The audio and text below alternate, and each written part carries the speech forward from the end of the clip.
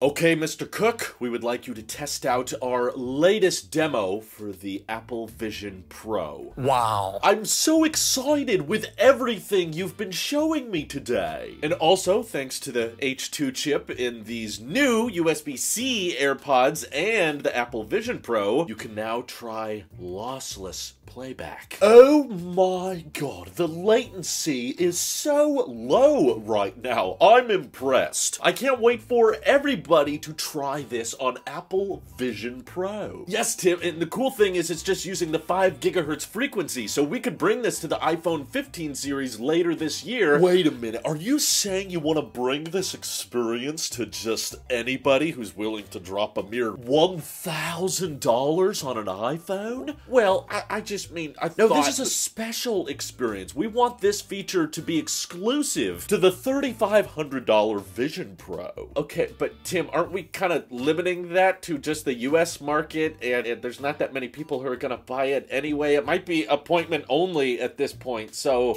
you don't understand, Ron. Apple Vision Pro is meant to be an experience unlike any other. I'm just saying, like, if we're gonna ship AirPods Pro with this new chip and this new frequency everywhere in the planet, shouldn't everybody be able to try it out? No, they shouldn't. This should only be for rich people, okay? So stop arguing with me and get ready to talk about this on a Brian Tong interview. Tim, don't walk around yet. We don't have eyesight working. Oh. Wow. Okay.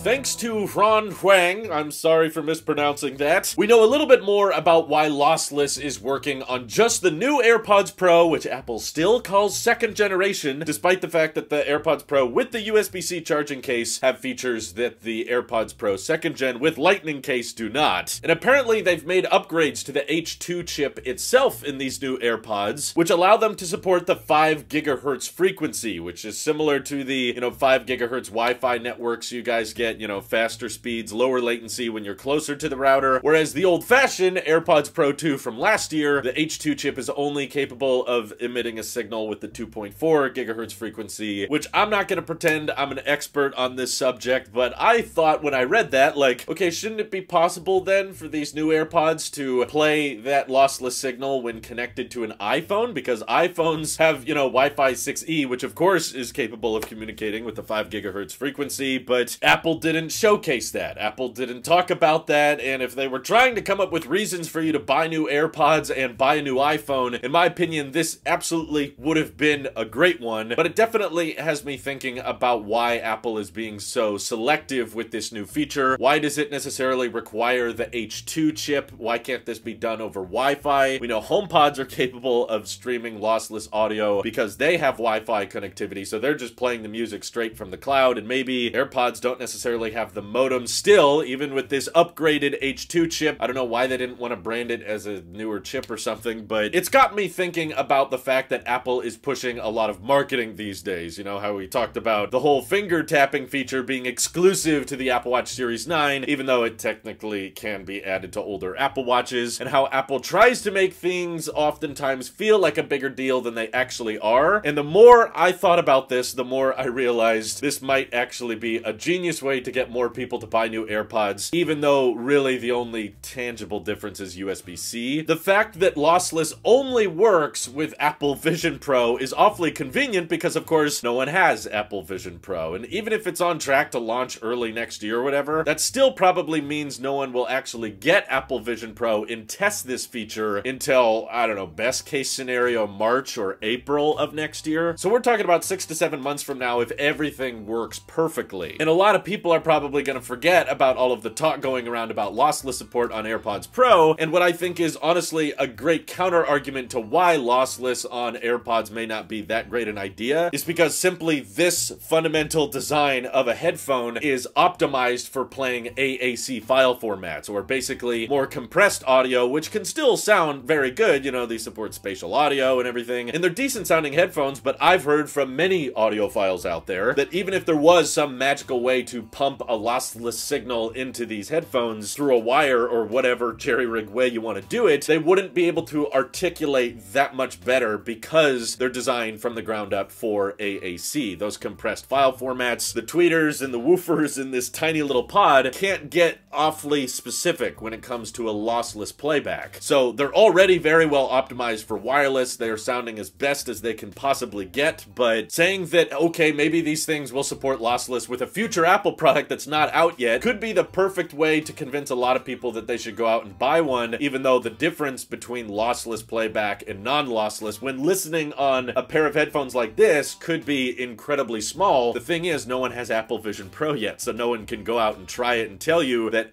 the latency is barely noticeably different and the lossless playback is not that different from what you would get on an iPhone connectivity anyway. So in hindsight, in the future, when we actually try out lossless playback with Apple Vision Pro, we might understand why Apple was still considering this the AirPods Pro 2nd generation and not the 3rd generation. However, this does definitely update my wish list for AirPods Max 2nd generation. Bizarrely still not been updated, even though we kind of know USB-C is the future now. Apple's confirmed it and they're switching AirPods Pro to it, but AirPods Max at $550 still rocking the stupid lightning connector, still don't support lossless playback, even though there's Beats headphones now that are far cheaper and they technically do support lossless. Now it's making me think, okay, well, if it is possible for Apple with this next generation H2 chip with the 5 gigahertz frequency communication, let's bring that to a pair of headphones that actually could articulate a lossless signal a lot better, which is over-ear headphones, which is where most people prefer to listen to lossless playback. And perhaps the 2nd generation of AirPods Max are going to be able to articulate that difference in sound quality and have a much more noticeable improvement when it comes to the audio fidelity, and maybe that's what's going to be a bit more of the star of the show when it comes to this next generation Apple connectivity. But hearing in the interview them talk about how the 5 gigahertz frequency is enough to carry a lossless signal, which has never really been done before. We haven't seen anybody else in the audio market deliver lossless playback without a wire. That makes me think that it's not something exclusive with the concept of it being a Vision Pro headset that is just physically close to the AirPods themselves, because that was a theory going around for a while. Maybe lossless only works with Apple Vision Pro because, you know, the headphones are just a couple inches away from the headset, so that just makes it so absurdly close by that you can maintain that signal. No, this latest explanation of how they're able to do it makes me think, okay, lossless might not work if you're like leaving your iPhone at a desk and walking across the room, but if it's just in your pocket, you know, if the phone is still on you and the headphones are up here, yeah, 5 gigahertz I think could still maintain a very consistent and steady signal between the iPhone and the AirPods themselves. But whatever this communication protocol is, I guess still does require both devices to have an H2 chip, and for whatever reason that I still don't understand, Apple couldn't get an H2 chip in the iPhone 15 this year, and in my opinion that would have been the much easier solution, and maybe that's why Apple's gonna wait to refresh AirPods Max with USB-C and everything until the iPhone 16 comes out later, and perhaps that one will have an H2 chip on the inside and allow for lossless playback through your iPhone instead of just through the Apple Vision Pro. But of course, there's no leaks or rumors suggesting that. All we got in terms of rumors is that AirPods Max are gonna make the switch to USB-C at some time in 2024. We don't exactly know when, but that just feels like a very safe and obvious rumor, given how Apple has switched now the flagship iPhones to Type-C. The European Union has USB-C requirements. They've already switched AirPods Pro to Type-C. So basically, the two potential scenarios are either Apple switches AirPods Max to Type-C or they kill it off. And considering we still have a $300